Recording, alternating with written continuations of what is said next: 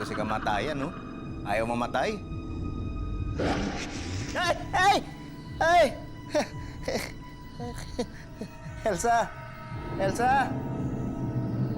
Ay! Ay! Ay! Ayoko na nga nitong bilikulan to. Puro na lang kamatayan to. Tawag mo ko. Hindi ko pa oras! Bitaw mo ako! Papatayin kita!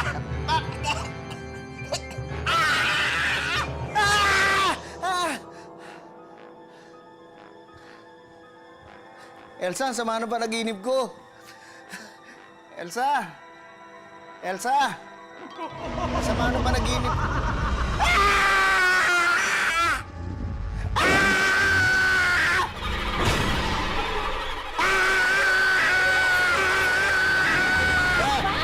Ay! Ingay mo Ay! eh. Grabe na ba naginipan ko? Diyan daw si kamatayan, tapos ikaw, ang sama na itsura mo. Ha? Ano? Ano yung tsura ko? Ganyan-ganyan. Yan mismo, ganyan-ganyan. Ano ka ba? Puro ka kalokohan? Anong ganitong ganito? Hindi kasi parang ano Matulog ka na nga. Sige, sige. Kalokohan ka.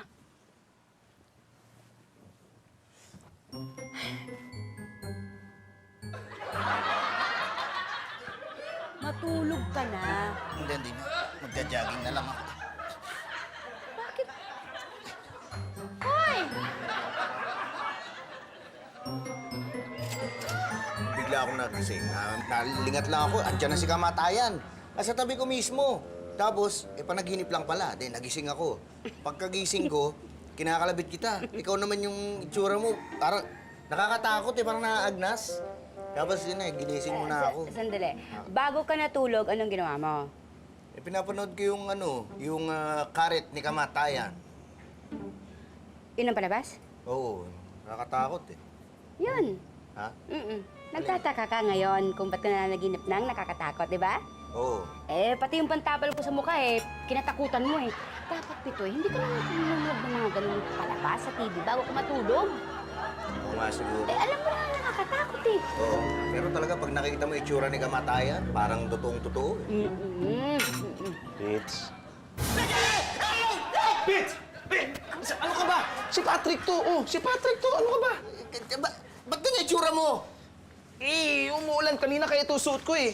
Ano ba nangyayari sa'yo? Bakit ba? Pitoy, ikaw alam mo, masyado ka nagiging matatakutin. Ito naman kasi tignan mo, may hawak-hawak pang ganito. Ano mo ba to? Pits, siniramin ko yung kalaykay mo kasi may hukayin ako doon sa likod bahay namin. Bira naman to. Hukayin ka. Panguhukay mo to, ba't di pala ang gamitin mo?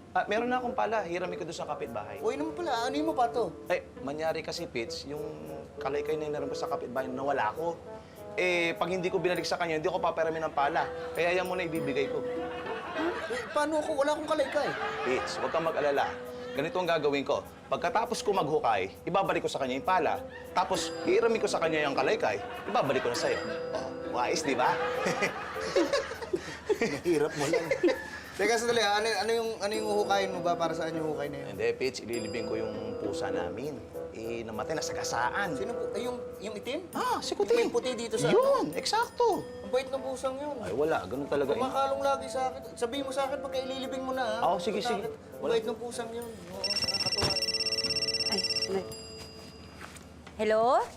Maricar, uy, salamat dun sa yung mud pack. Oo. Ang ganda sa kutis. Salamat, ha.